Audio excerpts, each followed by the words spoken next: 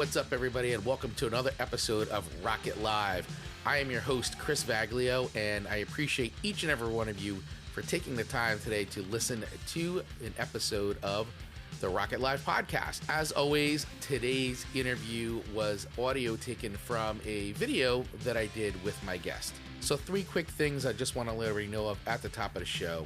Number 1, you can always watch all of the video versions of these interviews over on the Rocket Growth Agency YouTube channel, and you can access the link directly to this interview by using the link in the show notes.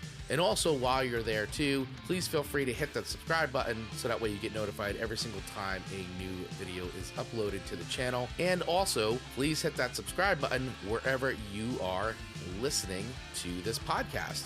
Number 2, if you enjoy the show and want to help and support the podcast, 2 ways you could do that is using the link in the show notes and heading over to Buy Me a Coffee. And over there, you can feel free to buy me a coffee and set whatever amount that you would like or that you feel most comfortable with. And another way that you can support the show is you can head over to my merch store, which you can access through the links here in the show notes. And feel free to buy a piece of merchandise. We have all kinds of cool branded Rocket Growth Agency and Rocket Live merch over there. And every time you buy a piece of merch, you're not only supporting the show, but we also do donate a portion of the proceeds to local charities here in New Jersey. And number 3, if you're a creative business professional right now that's listening to this and you need help creating a rock star business and brand that will help you get noticed, feel confident, and bring in more clients, then I definitely want to talk with you. Please feel free to use the link in the show notes and schedule a free 30-minute consultation with me, as I'd be happy to help to get your business rocking.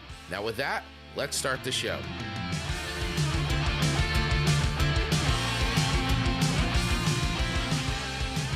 What's up, everybody? Hey, how are you? And welcome to another episode of Rocket Live. I'm your host, Chris Vaglio, and my guest today is just awesome. And I've been looking to speak with her for a long time. And so I'm really excited to have Kris Kosach on the show today. And we'll be getting to that in just a minute. But before we get into it, just some quick housekeeping here at the top of the show. I want to thank our official sponsor of Rocket Live, carryzarb.com. Carrie Zarb is a podcast marketing coach. So if you're looking to get your podcast noticed, grow your audience, whether you're new at podcasting or, hey, you're a seasoned vet, but you're looking to take things to the next level, Carrie Zarb is the podcast marketing coach for you. And she has developed an incredible program for any level that you're at. So she's got the 7 days of simple podcast marketing, also your podcast marketing planner, and the ultimate podcast and marketing planning guide. And you can get all of that by heading over to carryzarb.com/simple is where you want to go. And all those links are in the show notes below. So make sure you show our show sponsor some love and support by heading over to carryzarb.com/simple. Now, without further ado, I want to bring my awesome guest on. Hey, Kris Kosach, how are you? I'm good. I was just buying you a coffee. Buy me a coffee. I got mine. It's cold and it's almost gone, but that's awesome. Thank you so much for having me on your show, Chris. We have talked about doing something like this for a long time. I know. I'm excited to be here. I know. I'm so excited to have you on too, because so I would love to, I'll frame this up just really quick. So first of all, I got to be honest, I'm just a little bit nervous to be interviewing you, even though we've already done the show or two together, because now I'm like overthinking it. And you've got like this awesome career in like being an MTV VJ, and then this really awesome career in professional broadcasting and being a TV host. So, I know I'm getting like, I'm talking to a real pro here, as opposed to like, this hack job setup I've got going on here with the show. But I appreciate you coming on and giving us some time. And real quick, I do want to thank Gabe. Hey, Gabe, how are you? Thanks so much for sharing the show out today. Thank you for all the love and support, brother. Really appreciate you. Thank you. Thanks for watching. Thanks for listening. But yeah, I appreciate you coming on today. So this is really cool. Anytime. Yeah, this is really cool. Anytime. And it's true. I've been in the room where it happened, but I am kind of the Aaron Burr of entertainment, meaning that I'm a footnote in a whole bunch of really cool things. I'm like a footnote if I even got that. But well, I've been a lot of cool places. I'd love to share. Yeah, well, you've been part of it. Yeah. Well, listen, Gabe, wow, I'm nervous to be watching Kris Gabe.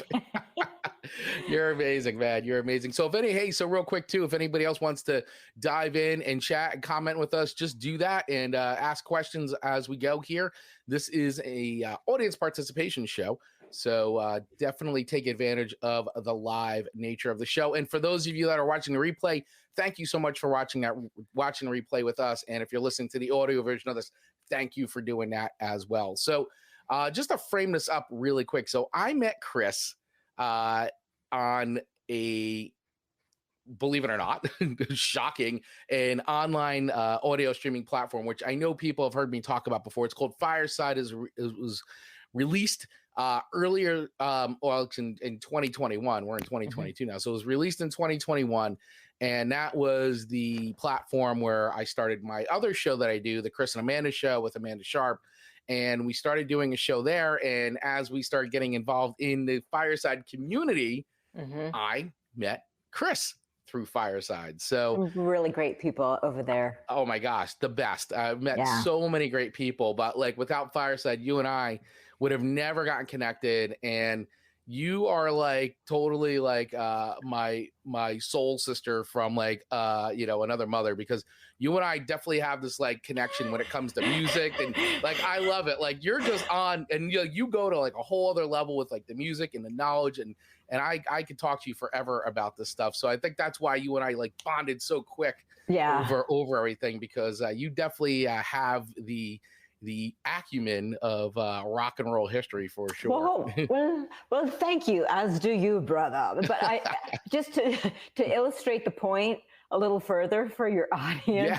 There have been so many times when Kris and I were in one of these live streaming rooms with, I don't know, 8 people, 20 people, and he and I, like, he'll trigger me, I'll trigger you, and then we just like, and then you stop to breathe, and it's like crickets. Yeah. Like we've lost everybody. Complete crickets. And so many times too, I feel like all those times always happen when it's like I'm driving in the car and I'm like, oh, I want to chime in, and I got to like figure out like how to get the audio sort of work in the car so it doesn't all like sound weird, and because you're like going on and it's like, oh my God, I've totally got something to contribute to this. Cause you're like, does anybody have anything they'd like to contribute? I'm like, I can't get up there fast enough. Or the time I did an entire Q&A with you in mind and you were unable to get there. Oh my gosh. And by the way, and that's a great segue, because you also, on top of everything else that we just quickly discussed, and we'll dive into this a little bit more. And I know Gabe's got a question, so Gabe, we'll definitely get to that.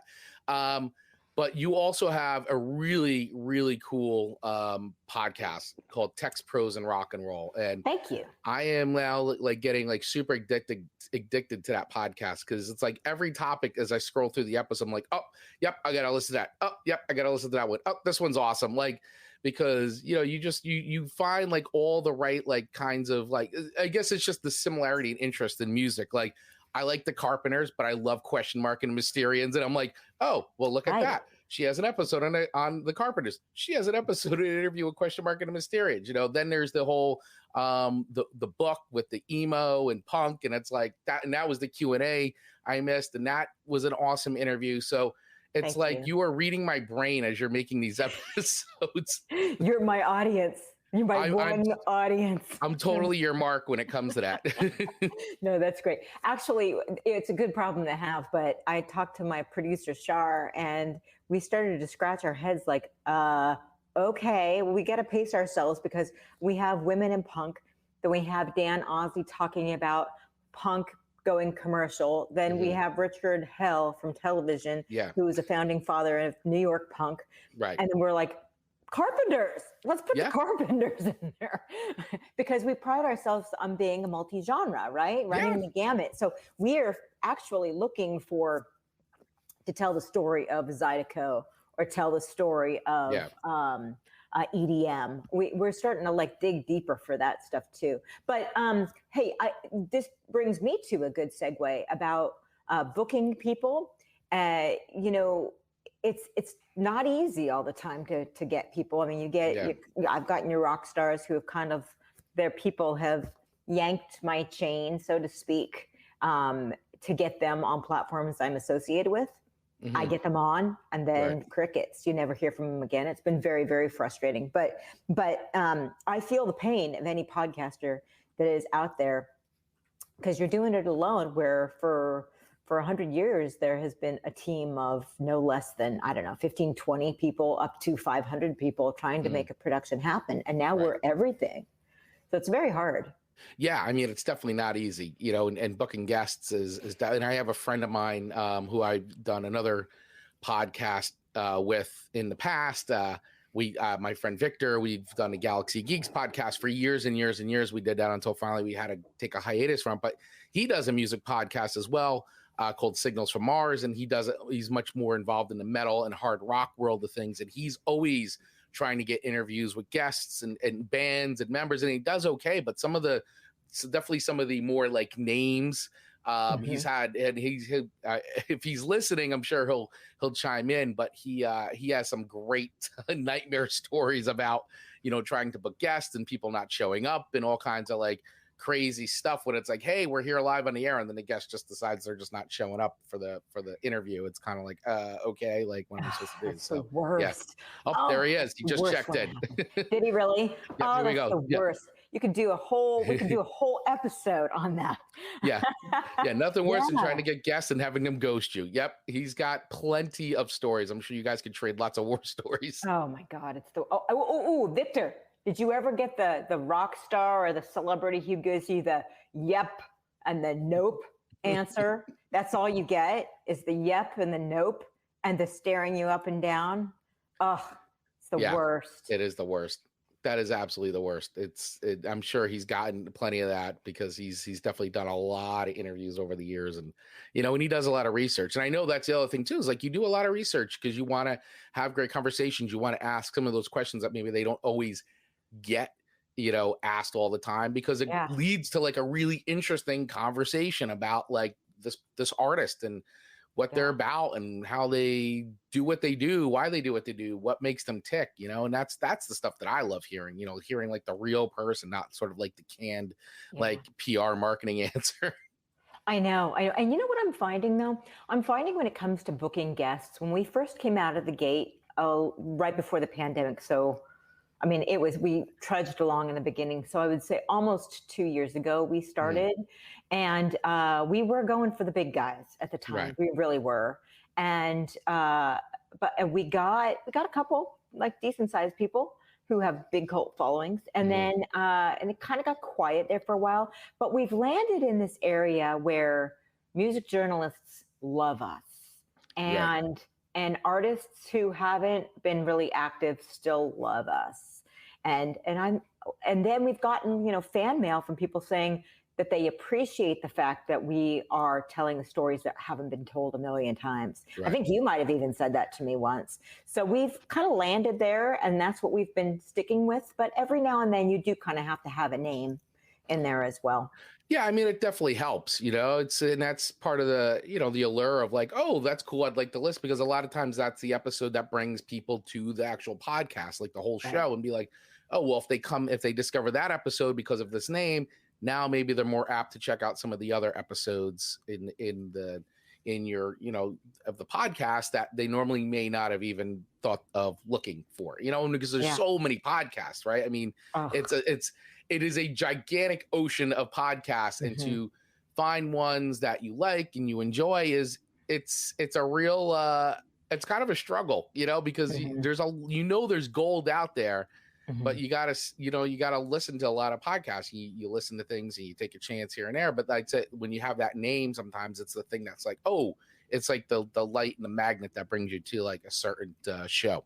Yeah, you know, I also do a indie curated hour show for a British radio station. Actually, I'm starting to play it here in the US too a little bit, but I do this curated thing, and I'm getting some attention and love from some indie artists because they're feeling the same thing. You know, you've got to go into the deep, deep water of music, and a lot of it is just kind of trite and been there, done that, derivative.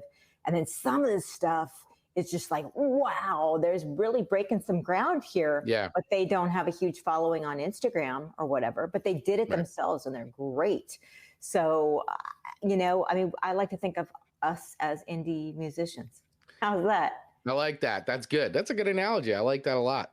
But Yeah. it's true. I mean, the parallels are there for sure. It's really not too much different other than the fact, hey, well, they're writing music, but we're still producing content as well.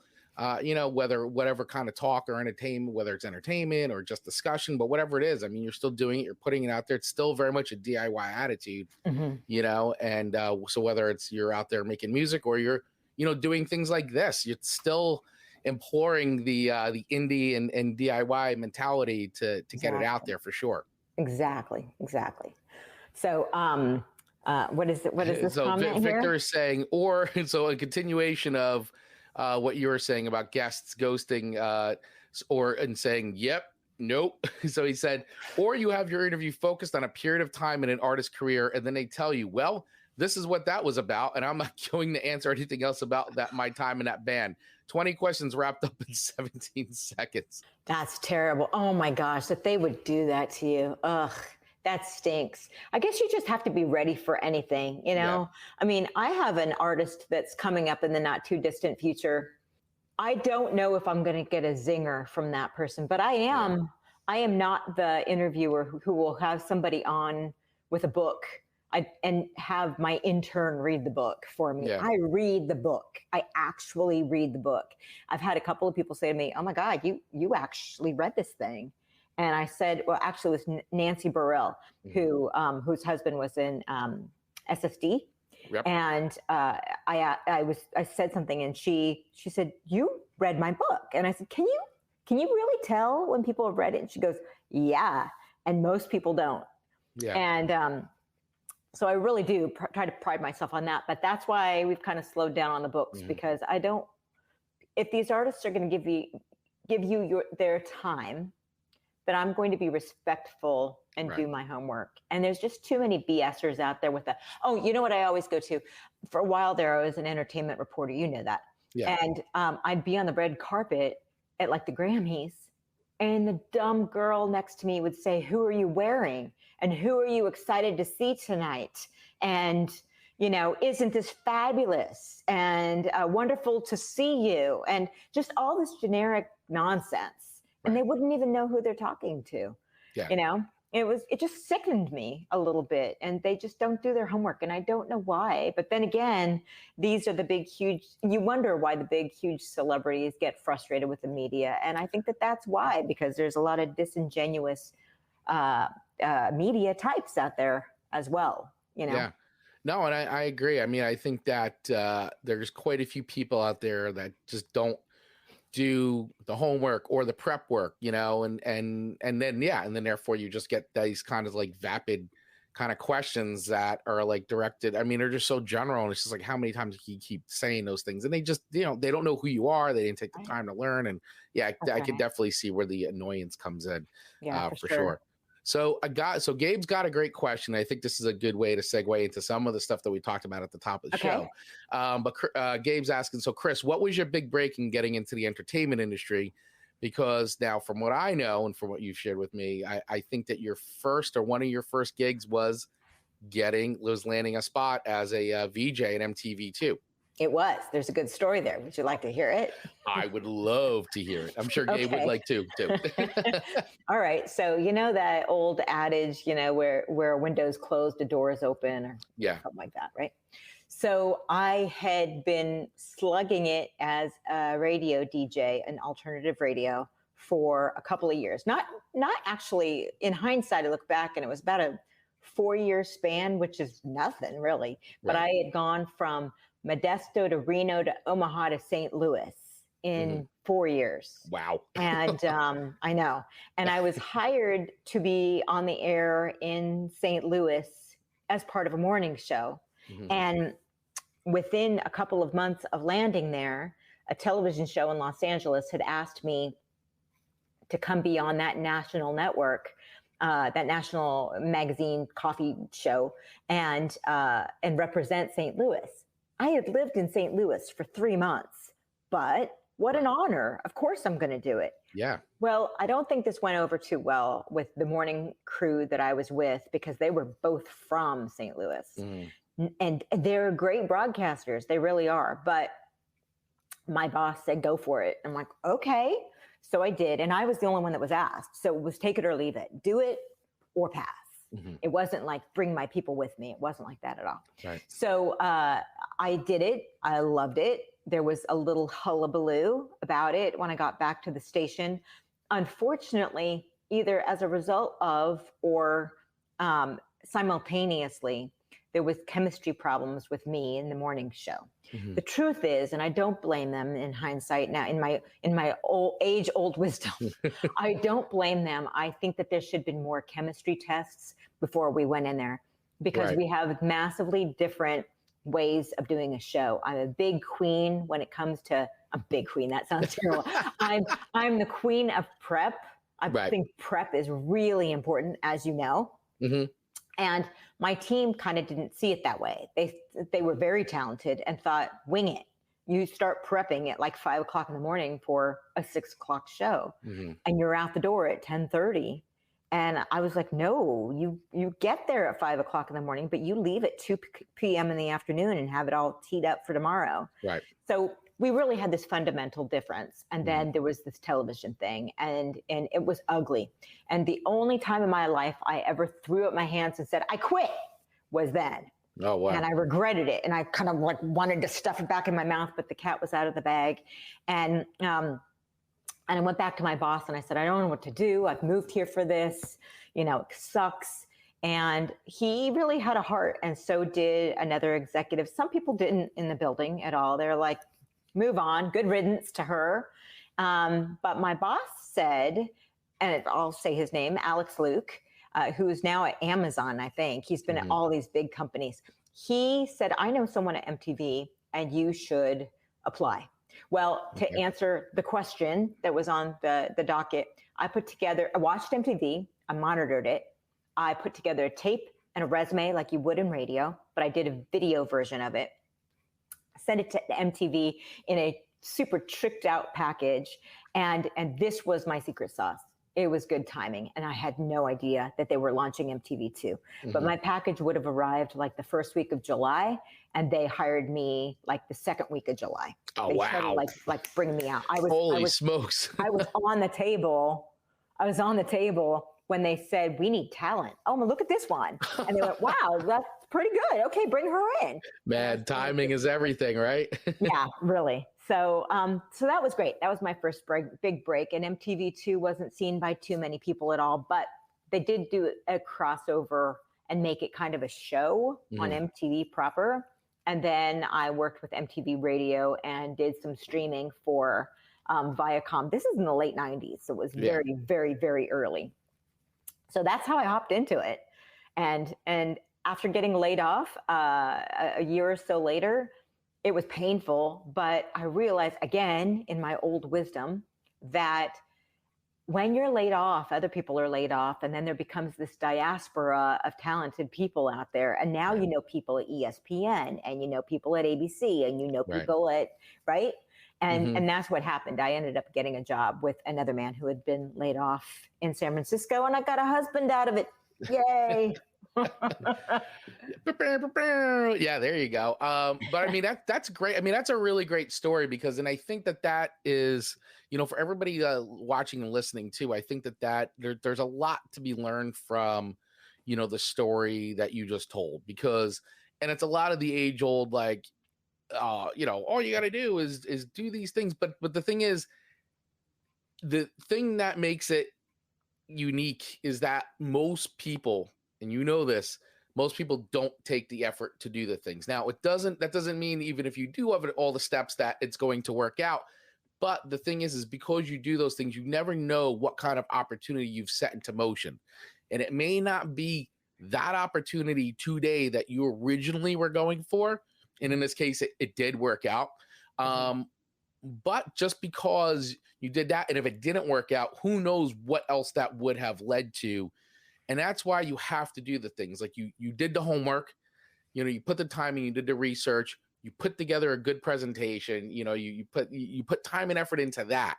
And the Mhm. thing is that, yeah, the timing was everything, but what you did on there, like if they timing's okay, this is great, let's hire her. But if they popped that tape in and you sucked, like, well, maybe they just would have, maybe you wouldn't have gotten the call. So, it's really important to say, like, whatever it is you're doing, like, you have to put the time and effort into making it look the best you can do to then be able to get the opportunity. And you may not always get the first hit, but it's Mhm. what comes after it that matters as well. Yeah, And that's I right. think that that's a really important thing to take away from your story. And it's not, and we all know there's no such thing as luck, right? We make our own opportunity here. And the thing is like, it's again, you could have done all that and the timing is right. But if you didn't do a good job, or if like you didn't put the time and effort into making something good and Yeah. quality, chances are that you may not have even gotten that call, regardless of the timing, right? So, Mhm. I think that that's an important thing to take away from everything that you were just talking about. I want to add one more thing to that. And I had it in my mind at some point. First of all, they say it's who you know in entertainment, right? Right. It's everything in business. It's your network. It's your Right. relationships. Like that's what it is. That's how to me, that's the cornerstone of doing business or anything in life. Right. Is it's the people you know. It's the relationships you make. Exactly. And you just got to get to know people. But I wanted Right. to add this one nugget, if I may. I started to realize somewhere along the line of having, I did the work. I knew I was ready. I was my best self. And I just wanted to, cast my line in as many directions as possible. But for whatever reason, and this is before data was such a buzzword on our lexicon, Hmm. I just thought, okay, I got it in my brain. This is a statistical certainty that I'm going to get a job. Statistical certainty, right? Right. So what I'm going to do is, thanks, Gabe. What I'm going to do is I'm going to do things in hundreds. Okay. Hmm. I remember being in New York and seeing this girl go to a mailbox, and she had this huge stack of, I don't know what that size is, those business size envelopes, Yeah. like Those 8 by big. Yeah. 10. Yeah. She had a huge stack, and she was putting all these things in. I know what she was doing. She was an actress putting headshots and Of resumes in the course. mail, Yeah. right? Yeah. So when I saw that, I thought, ding, I'm going to do that. And I'm going to do it with the number 100. So when I was looking for a new agent, I put together headshots and resumes, 100. And I thought, let's see what percentage I get back. And I got about 8%, maybe 8%, maybe 8 Okay. responses from All right. people willing to either talk to me or consider me, right? I'm like, okay, all right, 8, that's where I am. And so ever since then, and that was a long time, I was in my 20s, I've always kind of had it in my brain to do things by the 100, Right. So like our podcast, I'm going to do 100 and see where we are. And I tried writing a novel a few years ago. I put out 100 queries for this book that never went anywhere, but I did get about 12% Hmm. feedback from people saying that they were interested and wanted to see more, but I just shelved it and moved it Right. on. But I think that people give up because they think, I'm going to put it out there, and if I don't get anything, I'm done. But you Right. can't. You've got to think, maybe if I'm lucky, I'll get 10% feedback. 10%. And Yeah. that's pretty damn good. 8 to 10% is pretty damn good feedback. It is. It is very good. And it just becomes a law of averages or the numbers, right? You're Yeah. playing the numbers game. Same thing in like sales and business development. It's like if I make 100 phone calls, if 10% of them actually pick up and take the meeting with me, that's really good. That's Right. really good. And you could pretty much, as you just said, you can apply that to pretty much anything. I mean, as long as you're putting it out there. And that's the thing. If your expectation should be in that, I mean, if you do more than that, hey, that's great. Like, that is tremendous. But really, the reality of it is, it's really going to be in that 10%, 8 to 10% kind of a range for sure. But you got to put them out there. You have to do the work like that, and that's just how it goes. I mean, people don't always see things, they don't always notice things, and you just have to plant a seed sometimes. And yeah, and the timing's a little bit, but this is where relationships come in, and leveraging the relationships that you spent time really cultivating and really getting to know people. And that's Mm-hmm. when, and when you start to then begin to ask for help from those relationships, that's when you can get some really great things happening, you know. And I think people a lot of times forget to just ask. I think your people are sitting around waiting for it to happen. But, you know, one of two things is that, you know, people have busy lives themselves. And I hate to break it to you, as good as friends as we all are with everybody, they're not always sitting around waiting for your call, and they're not always thinking about you. And it's not that they don't like you. It's just because they're living their lives. So if you think everybody you know in your world is just sitting and thinking about you all the time, that's not the case at all. Right. You know, and like that. Right. And people want to be asked. Like, if you have a relationship with them, there's nothing wrong with asking for help, as long as you're not like a mooch, you know, and you're just constantly like asking and never giving. You know, it's a give and take. You know, you gotta be willing to give as much as you're willing to receive. And so, you know, you have to keep that always in mind. But, you know, think about the people in your life and the things that you're trying to accomplish out there. And a lot of times it's just as easy as just asking. That's really it. Yep. No doubt. Yeah. So Gabe's checking back in. The things is that having the right 10% to connect can change everything. Yep. That's true. Absolutely. That is true too. You got to be strict. You can't just, you know, open the phone book. Yeah. I mean, that might work too, but for somebody, but yeah, you kind of got to do your homework once again and be fearless. Do your homework, be fearless. That's it. Yep. Absolutely. Got to be fearless. Got to be courageous. Got to take those first steps. And I know it's not always easy, right? I know. Yeah. It's not always the most comfortable thing in the world, but you know what? And I know everybody's heard this statement 1,000 times before, and people who have come on the show before and said it, but you got to get comfortable with being uncomfortable. It's how we all learn to grow as human beings. And you know, and there's going to be lessons learned from anything you do like that. Like everything you just outlined, right? How you did what you did. Like, I bet if I was to ask you now, like, what were the top like lessons learned from that entire experience, I bet you'd be like, oh my gosh, like if I hadn't done that, I would have never learned this or like even understood what like you could rattle it off, but you didn't know that before you did it, you know, like, you know, there was a lot of things I'm sure you learned just from that experience alone. Oh God. Which experience? Right. Every single experience, right? Every single one, the radio station, the chemistry, and you know, all the people around me learn lessons too. So it's a win for everybody. But a part of the other thing is not knowing what's in your future can freak you out, and not having the maturity to understand this is part of the journey. Right. And also, like, there was another radio station where I got laid off, and I took it so personally. It was it was this podunk little place in Reno, Nevada, and made some great colleagues out of there. But one of them, I'm going to give a shout out. His name is Chris Ewing, and he's such a sweetheart. He said to me, "We all feel really bad. Believe me, we don't want you to go because now we have to do your work too." And then he said, so it's not like we're all enjoying this. And then he said, "I've told everybody around here, and I'm going to say it again. A year from now, you're going to be better off than all of us." And he was right.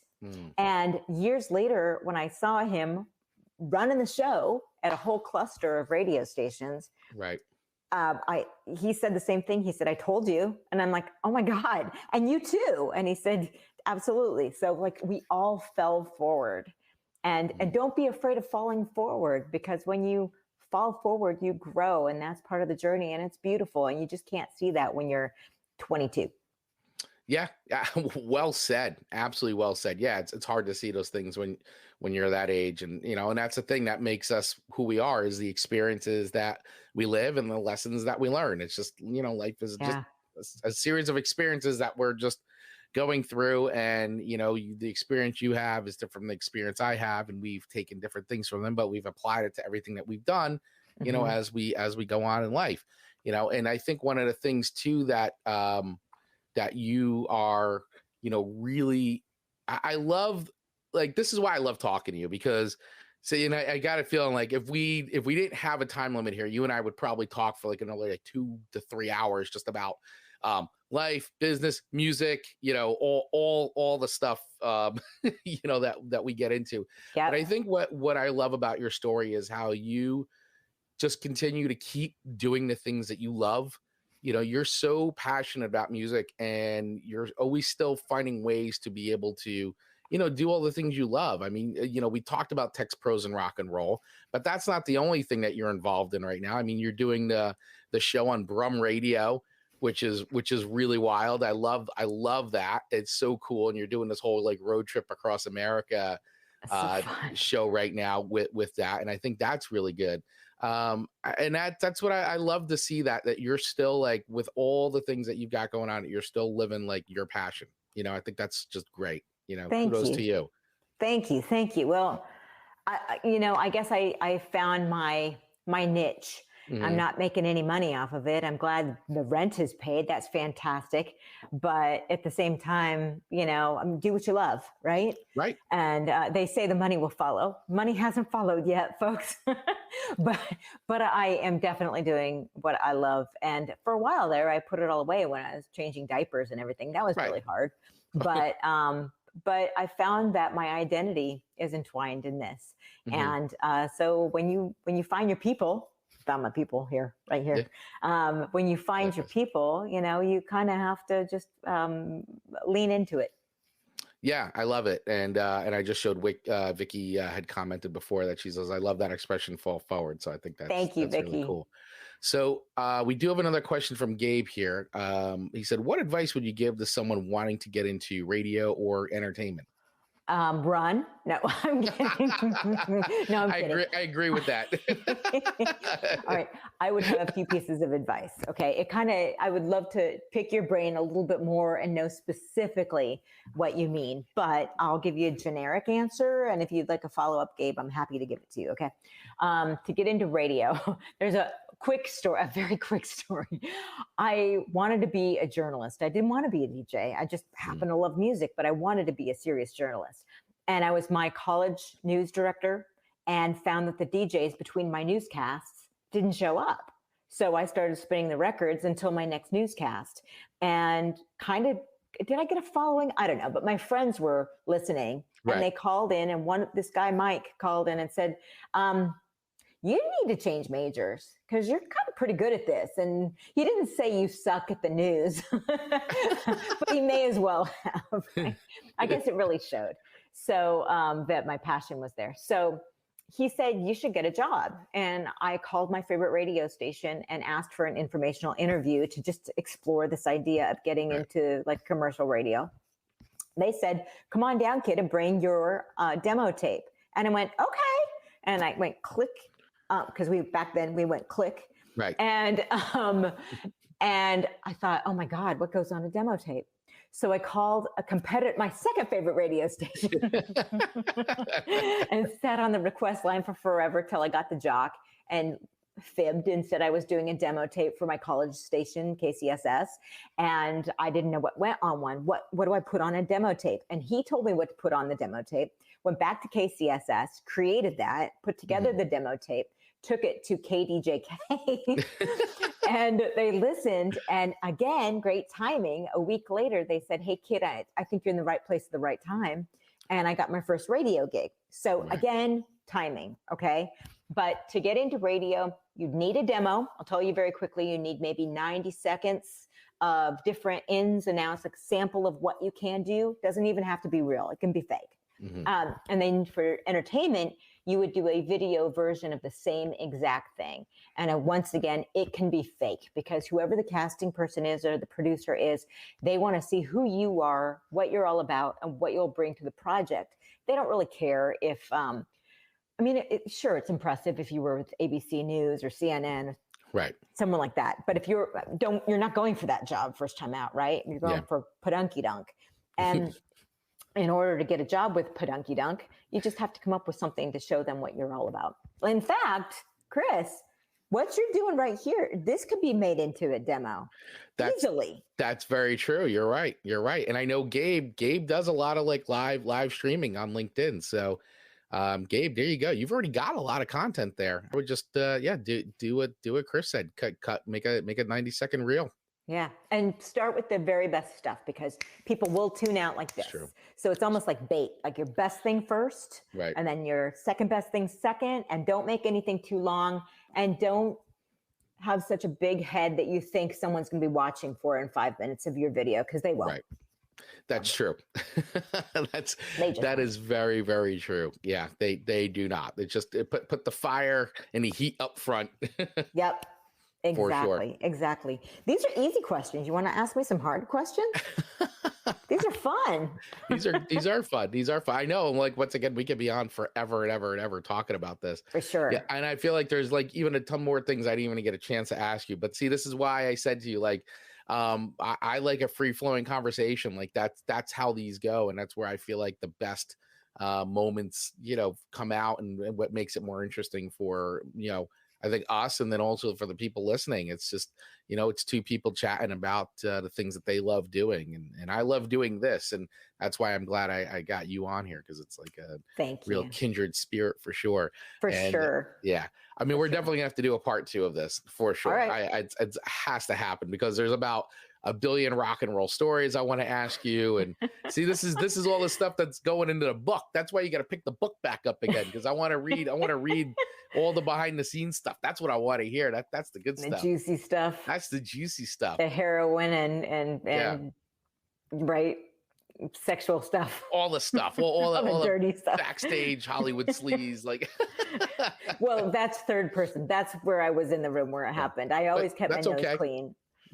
That's okay. I'm proud to say I never cheated. I look back on some people that I would consider like cheating to get to the top bar. And I think to myself, God, if I had been a liar and a cheater and a stealer and, sucked up to some of these executives, I'd be very rich and famous. But you know what? I sleep well at night. I'm still a good girl at heart. And if this is where I'm going to be, I'm okay with that. Yeah, no, I 100% agree with that. I think it's great, because it's like, not everybody survives the hard tales of rock and roll. So, it's nice to come out the other side of that. And you got some great stories to tell too. So thank you very much. That's not to say though that there isn't a tough side of ever being a broadcaster. That, like Gabe was alluding to, you've got your tricky artists who were kind of like they're in a bubble world, in a way. I don't blame them, because there's so many people hinging on these people with a paycheck. They're all relying on this paycheck, that they'll do and say whatever it takes, and then suddenly a lot of these artists are in their own little world and think their stuff doesn't stink and whatever. But at the end of the day, authenticity and being genuine, those are buzzwords in this day and age. Oh, I want to asterisk right there. I want to go off on something in just a second, but being genuine and being sincere, that is really what it's all about. Just be a good person, just be a good human. But one of the things that just chaps my hide in entertainment, this is for you, Gabe, is the fact that there is this bacterial, icky, festering, ugly, faux authenticity that's out there, where people like are doing their impersonation of Tony Robbins and selling you their course. Right. And that just disgusts me. It grosses me out. And it's certainly not anything new. I just think we're seeing it's incredibly prevalent that there's so many life coaches that are 23. There's a lot of snake oil. There's a lot of snake oil.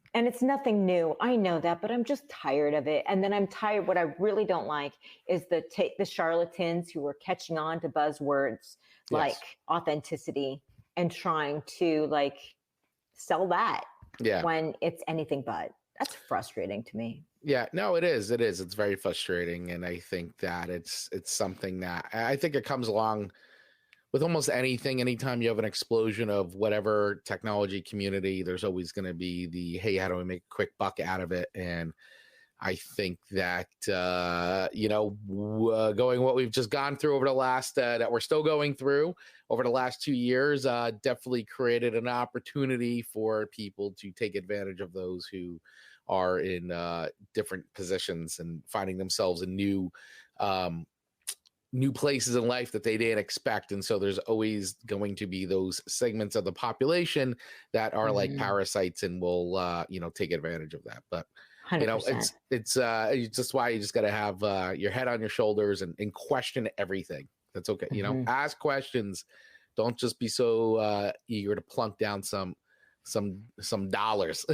And again, do your research on someone who wants to sell you a course. Look really into them. How long have they been at it? Are they just getting their stuff from some masterclass? Right. Right. Yeah. So. Yeah, no, very, very, very true. And Victor saying, yeah, preach on. I hate signing up for those things and continuously having snake oil salespeople trying to sell you their wares. Exactly. Yeah, it is very, very annoying. And yeah, you make a great point there. So before we wrap it up, so I just want to bring it back real quick because I do want to end on a musical note here. Yeah. So, so before we go into and wrap this up, so a couple quick questions for you. So, and I know you and I started sort of talking about this, I think, in a back channel chat one time, but what is your favorite music venue that you've been to, live music venue, like, or a couple? I mean, it could be a couple of them. It doesn't have to be the ultimate one, but I know you and I started chatting about this briefly, like on some back channel chat somewhere, but. Yeah. Do I have to give you just one? No, you can give me more than one. Okay. Okay, this is going to date me, but many years ago, when Midnight Oil was still very popular. I love that band. And they are back now because, with climate change and everything, this is like Peter Garrett's like territory. He was preaching this stuff way back in the day. Yes, he was. So, but anyway, the Blue Sky Mining Tour, which I think would have been in the early 90s, I think. They played at the Greek Amphitheater in Berkeley, California. Oh. And it was a sold out show, and I went with my sister, and it was general admission, but they kind of had this rope and you couldn't go in. I wasn't in the music industry, obviously, then. And so no special treatment, but we were standing with all these other people, and they were going to open up this area, and people were just free for all, grab your spot. And like any other outdoor amphitheater, there's so many like that, right? But it was under the stars, and it was a gorgeous night. It was a particularly gorgeous night. And I'm tiny, or at least I used to be. So I was standing at the front of the thing, and I took the blanket from my sister. And when they opened up that perimeter rope, I took the blanket and I chucked it as far as I could. And like magic, it landed like in the middle, right? And so kind of claimed my spot. And then I ran through it as fast as I could. And people were kind enough to kind of like sit around the blanket that I had chucked there. Right. So my sister and I get there. We are like middle center. It's fantastic. Weather is great. Midnight Oil comes out and does their set. And the whole, 10,000 people that were there that night, they were all huge fans. And in unison, people are just like singing together, complete strangers. And it was a beautiful, beautiful night. And years later, when I got to meet Peter Garrett, I said to him, I've never been able to tell anyone this before. And he's looking at me like, oh God, what is she going to say?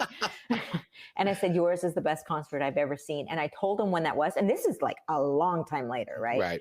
And he said, oh my gosh, I remember that night. That's only happened a few times. That was really magical. So that's a long way of saying that the Greek Amphitheater in Berkeley, California is very magical for forever, always will be. And then I'm just it's not there anymore, unfortunately, but CBGB's is so gross as it was. Yep. It's a really special, magical place. It really was. It was disgusting, but it was also magical. It really was. And there just hasn't been anything like that anywhere else. I wish they had stripped it. I heard that they had taken the toilet and they were going to open a CBGB in Vegas, and they never did that. Yeah, I heard that they did they were supposed to do something like that, but I don't think it ever happened. Yeah, you can't, I don't know. It's not the same. It's just that's it. It existed there, and that was where, and now that it's like, it's gone. As far as I'm concerned, it's gone. It's just, there's pictures, there's videos. I'd rather that than like, actually, here's the Vegas version of CB. It's like, whatever, Yeah, it's not the same. It's not the same. Not at all. Not at all. Yeah. So anyway, I'm sure I'll think of another fantastic venue when we wrap this up. But those two, those also. No, those that's two. good. I like that. Those are good. I like the Midnight Oil story. That's very cool. I've never been to the Greek amphitheater there. It's a venue I've heard about a lot. Have you? Yeah, I've heard about it, and I know that some bands have released things from there and all that. But yeah, I've never physically been there, so that's definitely a place I'd love to see a show. It's still there, right? They didn't take that down, or okay? Nope. Because I know it's like some of these sheds and stuff. They're like some of them get taken down and rebuilt or moved or whatever. So no, thankfully that one's been there for a very, very long time. And I think, luckily, I could be wrong about this, but I think that the architect Julia Morgan might have had something to do with the back side of it. And if that's the case, then that's not going to go anywhere, because she's just like a time-honored, like the top female architect of all time. She's the female Frank Lloyd Wright. Wow. So yeah. So I don't think that'll change. That's very cool. Yeah. Well, very cool. Thank you so much for sharing that. That's great. And like I said, I think I could spend another hour with you talking about music. So we'll shelve that. We're gonna do a part 2 to this for sure, and we'll do more music based stuff, because I've got a bunch of other things I wanted to ask you that I didn't even get a chance to. So that's okay. It's good. It just absolutely gives us a reason to do this again. So before we wrap it up, why don't you share some of the places that people can connect with you? I've been flashing the website up for those that have been watching us live, and for those that are watching the replay, you'll see the website coming up to Kris's actual personal website, and then also textproseandrockandroll.com. And all these links will be in the show notes. But Kris, why don't you go ahead and let everybody else know where they can get a hold of you? Thank you. Thank you so much, Kris. Your audience is awesome. Those were great questions too, everybody. So thank you very much. And thanks for the comments as well. So the podcast drops on Tuesdays, Text, Prose, and Rock and Roll. And that was our website as well. You can find us on all the major platforms.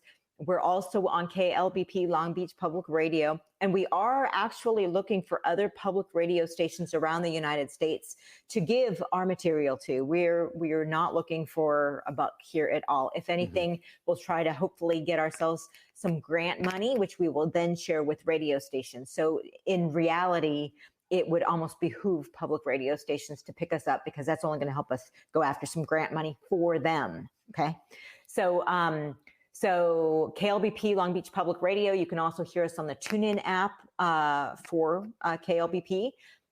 Brum Radio, as you said, every Monday night at, what is it? It is 11 p.m. Greenwich Mean Time, which I think is like, I don't know, 8 p.m. your time, maybe? I think so. I think like so. that? Yeah, I think we're on the Greenwich Mean Time thing. I think so. Yeah. Please look it up. It's also on demand on the Brum website. Yes. But that's Road Trip USA, and we are taking a virtual road trip. We started in New England. We're going to go all the way to the West Coast, and then who knows, we may go back.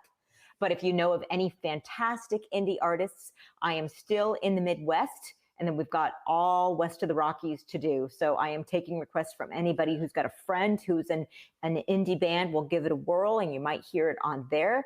And then you can reach me directly at either my Instagram, which is at Kris Kosach. That's my personal page, but you're going to have to put up with kids and puppies and stuff like that. Or maybe more importantly, I would be really grateful if you would follow us on Instagram, which is at Text, Prose, Rock and Roll. It's an N, not an ampersand. And I respond to everything personally there. So thanks, Victor. Yes. I appreciate that. Victor lives in Spain, so I think he's on the same time as that. So yeah.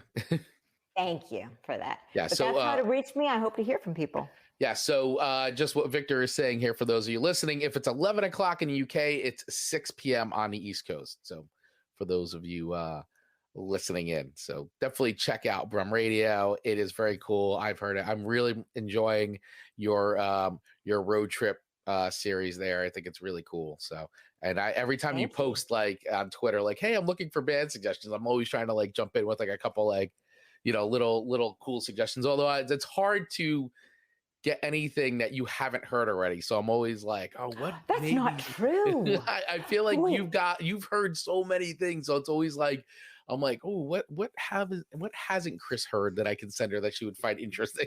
No, you've turned me on to some great stuff. So keep it coming, brother. You're doing great. And like I say, I'm on the Great Lakes states right now. So if you have one, that's what's coming up in another week or so. Nice. Some Erie, Pennsylvania garage rock. That would be great. There you go. Or some Madison, Wisconsin. That's a big music hub. Chicago. Oh, yeah. So, lot of good rock and roll coming out of there. Yeah. Very cool. All right. Well, Kris, thank you so much once again for hanging out with all of us today. Really appreciate you. Thanks for taking the time. And we'll definitely be doing a part 2 to this for sure. Absolutely. So thank you so much for coming on today. Thank you so much. This was a blast. No, you are so welcome. Once again, just want to thank everybody for listening to another episode of the Rocket Life podcast. Please hit that subscribe button wherever you are listening to this. And also, don't forget, you can watch the video version of this interview over on the Rocket Growth Agency YouTube channel. Just use the link in the show notes. Thanks again for listening, and don't forget to rock it.